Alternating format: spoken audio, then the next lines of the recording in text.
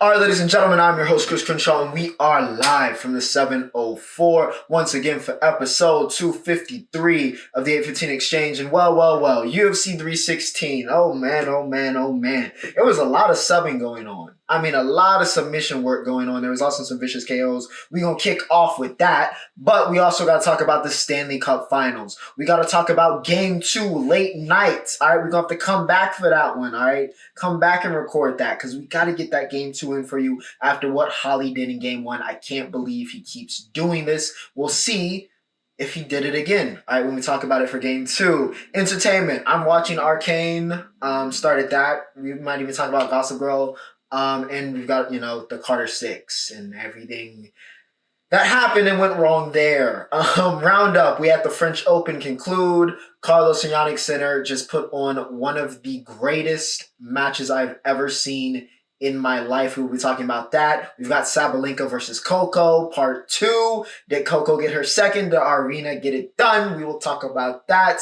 And of course, what's going on currently in world football with the Nations League. But yes, ladies and gentlemen, all right, as always, remember to like, share, and subscribe if you guys are enjoying the content. And as always, everything you're looking for in this live can be found in my description, timestamps embedded in the video, also in the description. You also can find my social media links there or in the outro. But without further ado, like I said, let's get to the fight game, shall we? Let's get to the fight game. And I know there was boxing, a lot of the young prospects, but they gonna have to sit on the sidelines. All right, we talking UFC strictly for this combat sports, segment. Okay, UFC 316. Headlined, of course, by Merab versus Sugar Sean 2. And I'm going to be honest, I felt like we all knew how this was going to go down. We all knew how this was going to go down. And honestly, Sean did a good job. Well, you could tell he focused on his takedown defense in the lead up to this and making sure he wasn't going to get taken down 50 billion times, but it wasn't enough. All right, by doing that, it felt like it neutralized his focus on the other areas that make him Sugar Sean. And then let's just call it what it is. Merab is a different beast. We've been saying this for a while. 13-fight win streak, and he cements that 13th and his place atop of the bantamweight division with a round 3 sub of Sugar Sean. Choked him out. Or didn't, put him to sleep, but, got him in a choke, Sean taps. But I digress. Again, we didn't even need to see the full tank. All right, we did not need to see the full relentless gas tank. He was relentless, though. All right, just per usual. You know what you were getting. He is the machine for a reason. For a reason. It just doesn't, it feels like he just overwhelms people.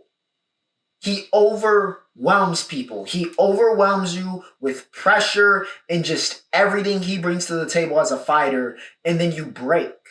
He breaks people.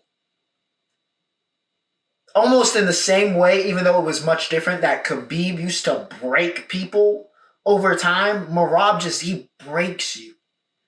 It has to be so mentally, and Sean looked so mentally drained at the end of that fight. Because you're like, what? How do I get this guy off me? How do I find any semblance of success with him just constantly being there and having an answer for seemingly everything I throw at him? It's like facing somebody that has the answer to all the quizzes and they keep firing back at you. It's just, it's mental, man. It's mental. It is mental. I don't know who's beating him right now in that division. I feel like he's going to go for a little run here at the top. And I felt that way for a while, but now seeing what he's, done to Sean O'Malley here, it just, I don't know who's touching him. I really don't know who's touching him. I just feel like he's going to drown people for a minute until somebody is able to either catch him or is able to get him to slip up, over time. But right now, Merab ruling supreme, and great performance here against Sugar Sean. We'll see what happens next. Sean's in a weird place where he's a big star, but he can't, I don't know if he can get that title. Maybe it's time to move up. I know his body type is his body type, but maybe you consider it. Not sure if that's, going to make anything any easier because we know how hefty 135, 145, and 155 are in the UFC. But, gotta think. Thinking that has to go for Sugar Sean after this. But yeah, Merab still top dog. Kayla Harrison did exactly what she was supposed to do against Juliana Pena. I'm going to be honest with you. Not surprised at all. All right, Kayla Harrison in PFL was the best in the division, not named, one lioness. So yeah, I wasn't surprised here. She did exactly. I'm just glad it didn't go 5 rounds. Even though the build up to this was funny and all that stuff, but yeah, Harrison was just simply better. Simply put, better. Pena did a great job selling the fight, but there's levels to this. There are levels to this game. Kayla Harrison is simply on a different level than Juliana Pena. We knew that before. We definitely know it now. Yeah, she was great. She looked, part of the course, lived up to the hype. And then, of course, Amanda Nunes, apparently coming out of retirement. Recent Hall of Famer Amanda Nunes. So, yeah, looks like we're going to get the best versus the GOAT. All right, legacy versus title. And we'll see. Again, Nunes not, too far from retirement. But I do wonder, ring rust is a real thing. And time does catch up to you in MMA. So it could just be Kayla's time. And Pena, Nunes, I don't know if the lioness, she's the GOAT, but it's been a minute. It's been a minute. It's been a minute. So you never know. So we'll see. But yeah, it's going to be a big time fight. Probably should just get its own main event, I'm going to be honest with you. Other things that happened on that main card that I want to highlight. Batista and Mix put on a very solid fight for me. I was out watching that one. That was a very good scrap. Even though Patchy Mix in his debut was getting absolutely pieced up by Mario Batista. But yeah, that was a good scrap. All right, Batista, you need him, but it was a good scrap. Batista had some very impressive combos. Like what he's doing, he could be a serious prospect in my opinion. All right, or maybe Mix is just not that good. We'll see. Big Mouth returned and took out Luque in a battle of two gatekeepers in that division. But yeah, he subbed him. Good performance from Kevin Holland. All right, nice rebound after he lost to RDR, but we now know who RDR is. So not too bad. All right, not too bad for Big Mouth. Van. Oh my gosh, that KO he had on Silva. Good gracious. He wasn't the only one because you clipped Jekka with like a McGregor versus Aldo-esque like check hook right on the chin, turned his lights off. Completely turned his lights off. It was gorgeous. All right. This was a very solid card. Very, very solid card. I think it lived up to my expectations of it. We had some very cool finishes. And like I said, a lot of subs. A lot of submission wins. So if that's your thing, this was the card for you. You might want to go rewatch that. But yeah, UFC 360 in the books. Kayla Harrison, Merab on top as expected.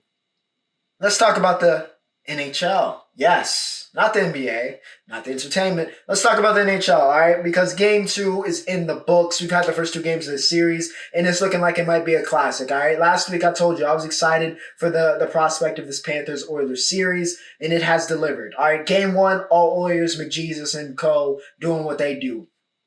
Game 2, absolute banger. Absolute banger. If you were a neutral that could stay up to watch this the entire night, oh my gosh, it was absolute heat.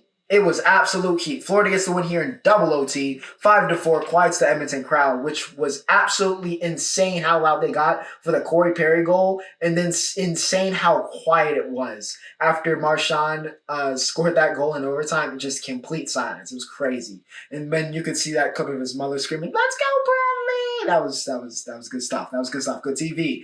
But yeah, this was a great one. All right, this was an absolute great one. Marchie had two of them. 2 G's in this game. He has been such a great pickup. Such a great pickup for Florida. He fits that team so well with how gritty and just nasty. All right, just nasty. The Rat King on the Rat team, it just makes sense. All right, it absolutely just makes sense. However, even though this was a high-scoring game, Evan Bouchard was showing his.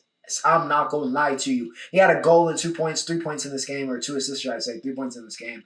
Bouchard was great. He was great. McJesus was McJesus. That one assist, oh my God. That went viral. Oh my, that is why he's the best player in the world. That's why he's a generational talent. That one assist epitomized everything with Connor McDavid of why he is who he is. He is who we say he is. He is that guy. A hat trick of assist in this game. He is looking like he wants this Conn Smythe, and not just that, he's looking like he wants this cup desperately. Desperately. However, they got to answer the bell, all right? You need a better defensive performance. Skinner's got to stand on his head a little bit more here. Because Florida, again, they can score. Florida can do everything. They can do everything. Oilers have shown their game. Game 3 is going to be big. Not pivotal. I'm not going to say it's pivotal, but it's going to be big. This is going to be a series, I think, that can go some distance, bar, God forbid, some injuries here. But yeah, Panthers get Game 2. We got a banger brewing here in the Stanley Cup Finals. Let's talk about entertainment, ladies and gentlemen. For those watching or keeping track of my Gossip Girl currently watch, we're in Season 4, about midway point. Good stuff. Show hasn't jumped the shark yet. each character kind of goes through these waves of like pissing me off and then not pissing me off. So not too bad. I'm currently watching Arcane. That's my main show that I'm watching. Not too bad. Love Island USA. All right, let's talk about it. I need Shelly and Ace to team up. I don't like Huda and Jeremiah. I don't like them right now. I don't like Huda spazzing for no reason with the bombshells was just crazy. That woman is insane, but she is our North Carolina rep, and she is fine.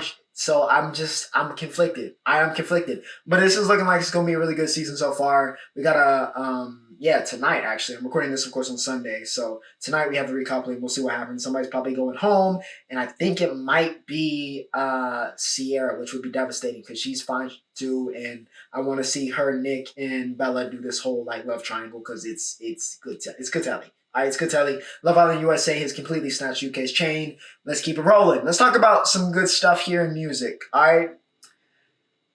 Before we get to the Carter, let's get to it. All right, let's ease into the Carter. All right, let's ease into the Carter. Okay, we're gonna start off overseas. All right, Headie One dropped Balanced. Very, very good. All right, very, very good. I do want to know if the cover photo on the streaming services is that India Love. I do need to know that. But Balanced, more good stuff. Headie is just consistent. He's very consistent right now. Very, very consistent. Another guy that's super consistent in that UK rap game, P Money. He teams up with Turno. Honestly, for Bossman. Honestly, if you put P Money on any like raver beat, like that's his body. That's his bag. That is his bag. That is the key component of his bag. It will not miss.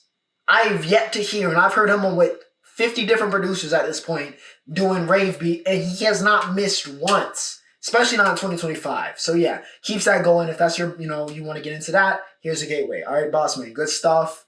The Carter 6. The Carter 6. Let's talk about it, ladies and gentlemen. The Carter 6. All right. The good started off well.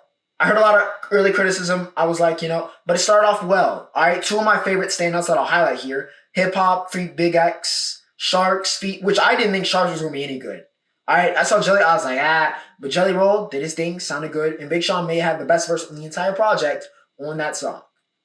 But I'm going to give the Carter 6 a 6.8. I mean, just above average. It's not the worst album of all time, but it's just like barely above average. Like, he's washed. There's some good stuff on here. Don't get me wrong. There's some good stuff on the Carter 6. But a lot of it was just like, it was almost like a blend of, there were moments where it sounded like, yo, this is retro Wayne. This is what we came here for. And other parts where it's like Wayne is sounding like he's trying to catch up to the times, and it's just not connecting. It's just not hitting. So, yeah, it was a lot of that, especially in that midway point. I mean, I was hitting that skit. I was spamming it. I would hear 30 seconds and be like, yeah, this is not it. This is not it, Dwayne.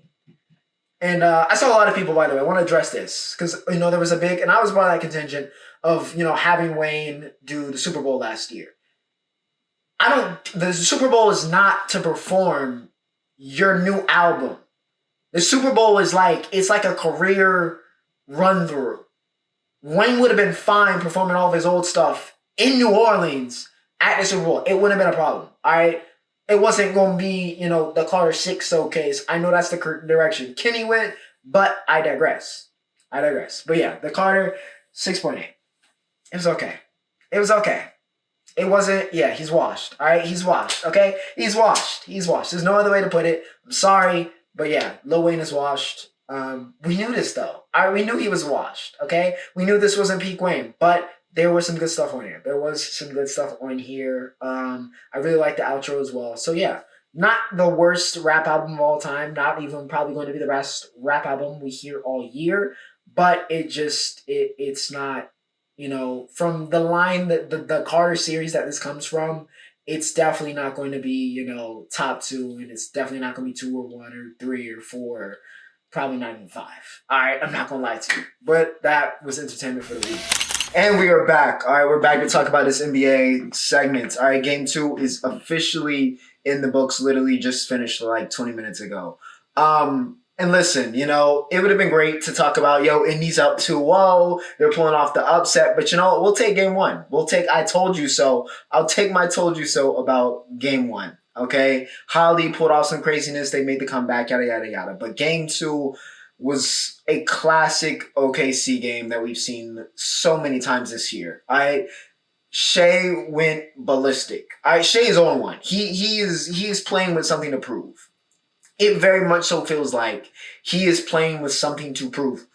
Which, you know what, as a superstar, in some ways an emerging superstar, trying to establish myself as the best in the world. I just won MVP. Now I'm about to go get my ring. This is what you're supposed to do. In a way, this is what you're supposed to do. And yeah, Shea had 34 in this game. He was dominant. What you expect out of the MVP. It's what you expect. The key to this game, however, was, again, these are two very deep teams, and I think the depth is definitely going to be one of the things that helps determine these games and determines who goes away with the NBA Finals. In this game, it was OKC. All right, Alex Caruso, he is the perfect role player, glue guy, whatever you want to call it. I have no idea why the Lakers let him walk. I still, to this day, I think I said this probably on here when it happened. To this day, I still don't know why they let him walk. It makes no sense to me. It really makes no sense to me why they let Caruso walk. He had 20 in this game. He was everywhere. When a play had to be made, he made it for the Thunder in this game. A Wig 336 legend. All right, he had 18 in this game. Both those guys, they're sublime. All right, they were absolutely sublime for OKC in this game. A big reason outside the MVP, outside of SGA, big reason why they won. And again, that defense showed up this time. All right, their defense showed up why they were the best defensive team in the league this year. Hali, uncharacteristic 5 turnovers. He had 6 assists. So yeah, not the usual elite assist turnover ratio that we see out of him. And you saw it. They did a really good job, stifling, the tempo of that Indy offense, and, not letting them kind of get into their flow, or really even that fourth quarter, letting them get into that comeback state that, we've seen them get over so many times throughout this playoff run. So yeah, no legendary shot, no legendary comeback today. All right, OKC takes game 2. But like I said, it's going to be a series. All right, this is going to be a series. We're going back to Indy, and that's going to be a different type of environment. We'll see how OKC and Shea can answer. But for now, they tie it up here in game 2. All right, ladies and gentlemen, with that said, we have reached the Roundup. And yes, all right, sponsored by unofficially Cookout. If you're not from the States or you're not from North Carolina and you've never been, you do come. Go get Cookout. All right, go get Cookout, Southern Staple. Got to do it. All right. Well, ladies and gentlemen, let's get to it. We got to talk about the French Open. Roland Garros is in the books now. And we're going to start off talking about what has been one of the greatest Grand Slam finals of all time.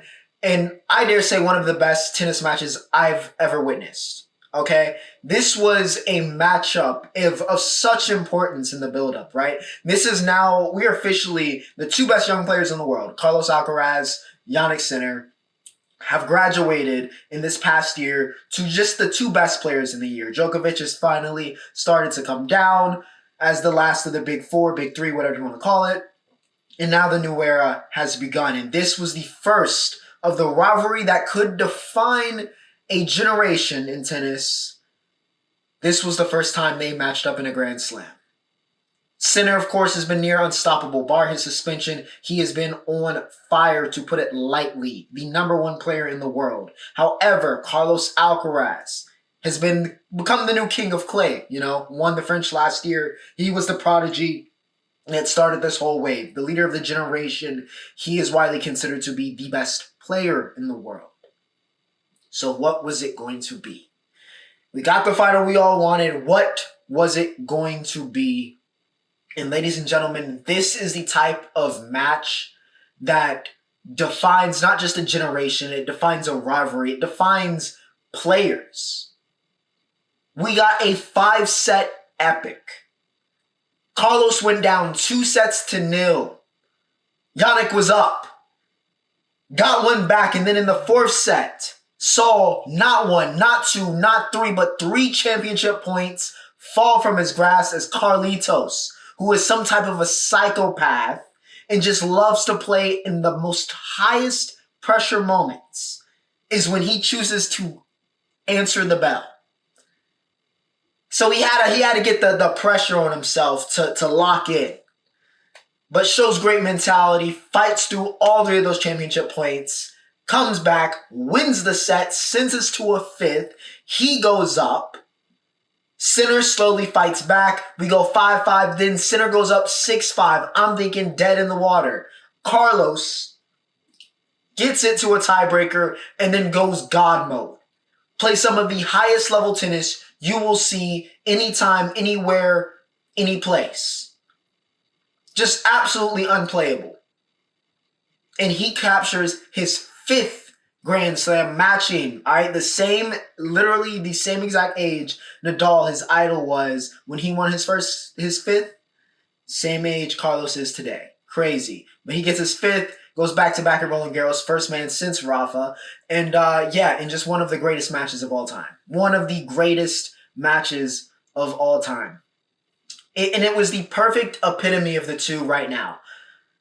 Sinner is just constantly brilliant.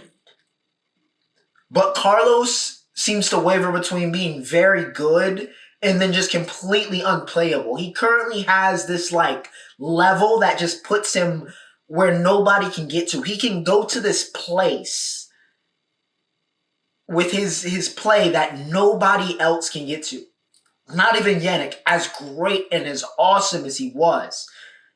Carlos just had that little bit extra that he was able to get to and go to and was able to pull off one of the greatest comebacks in tennis history and again get this absolutely massive career-defining victory here in Roland Garros. It was epic. It was absolutely epic. I couldn't watch it sometimes.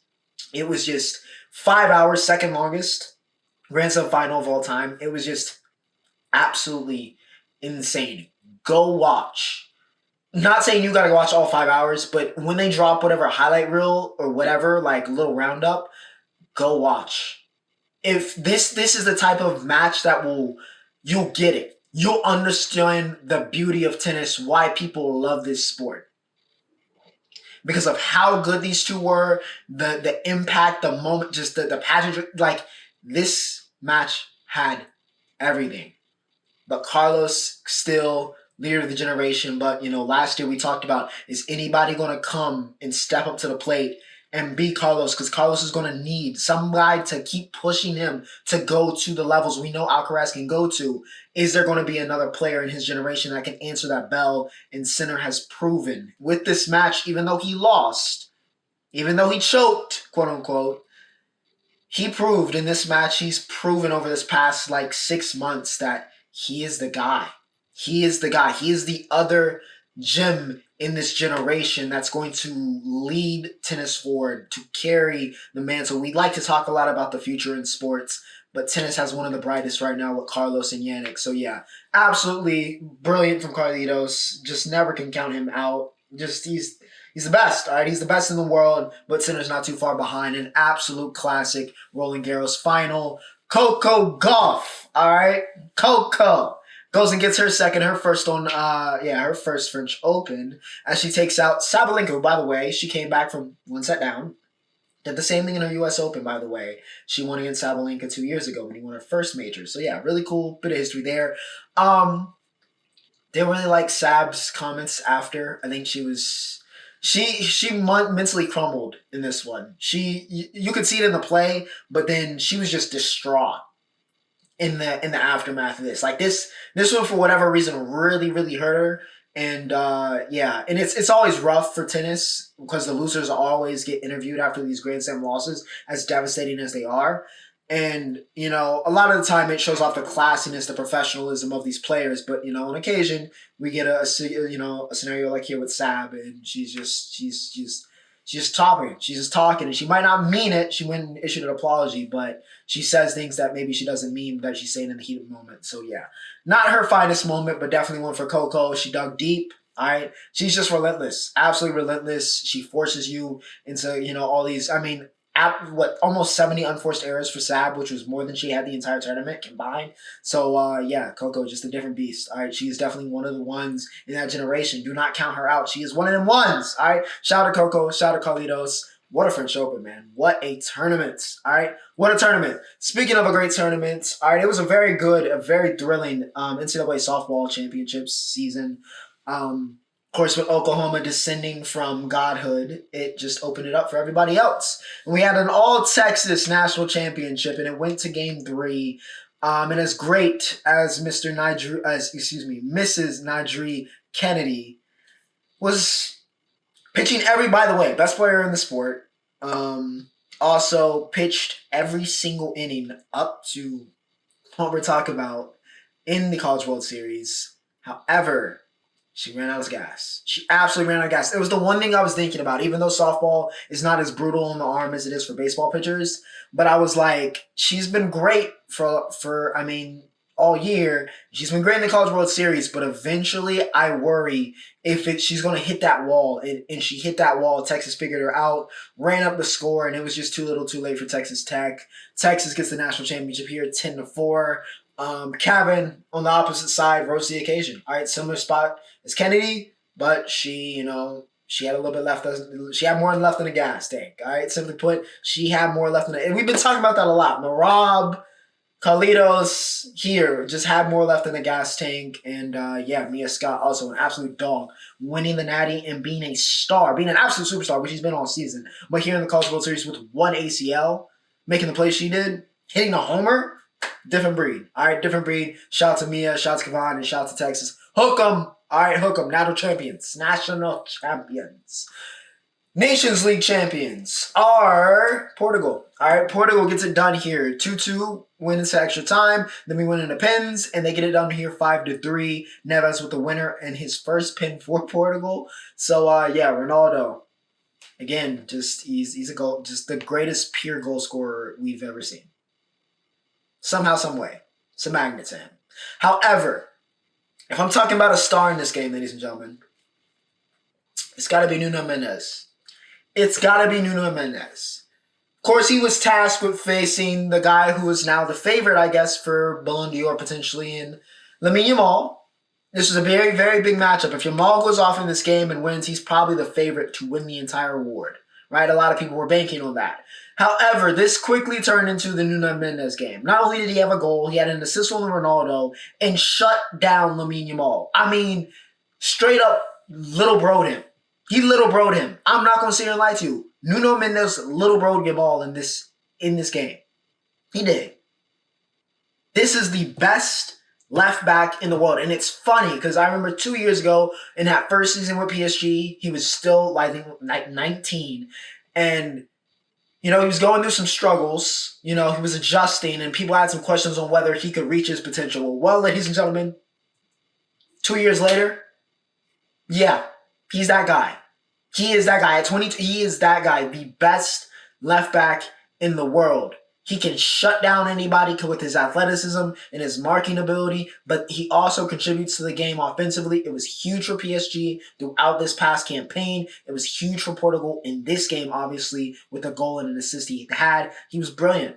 All right, absolutely brilliant. The Nuno Mendes game is what I'm deeming this. And yeah, he's that guy. What a way. I mean, what a month. I would have passed like 30 days for him. Champions League, Nations League, got Ronaldo. I mean, Nuno Mendes on top. All right, Nuno on top. France, for France, Mbappe did get his 50th goal with France. He is their goal assist leader, and he is now third all time, quickly approaching Giroud's record. He will likely go down, all right, as the greatest player in a French kit. Will he go down as the greatest French player of all time? It's a different conversation, but probably going to go down as the best player to ever wear a French kit. So, we will see. But ladies and gentlemen, I hope you enjoyed, because that is all for episode 253. Without further ado, Ocho signing off.